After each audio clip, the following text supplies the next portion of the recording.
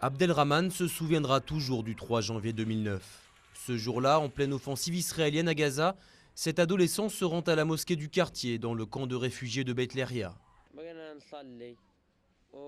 Nous étions en train de prier quand ils nous ont bombardés avec des missiles. Je me souviens qu'on s'est retrouvés au sol, il y avait des morts, des morceaux de corps et des blessés autour de moi.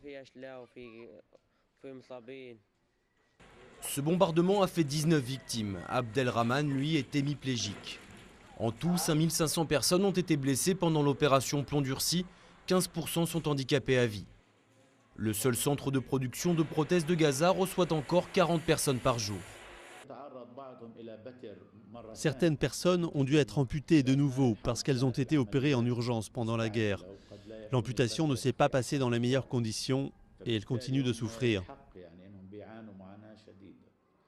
Aujourd'hui, le centre a atteint ses limites de production et ne peut réaliser que des prothèses basiques. À quelques kilomètres de là, les classes de cette école spécialisée sont pleines.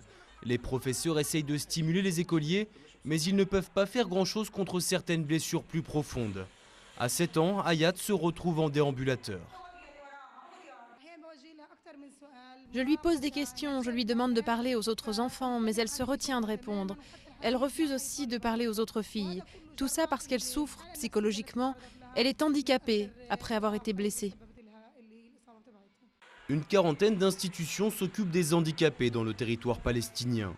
La plupart des enfants sont régulièrement suivis, mais pour les cas les plus graves, la seule solution, c'est d'obtenir le droit d'aller se faire soigner en dehors de la bande de Gaza. Une autorisation qu'Égyptiens et Israéliens accordent de moins en moins souvent.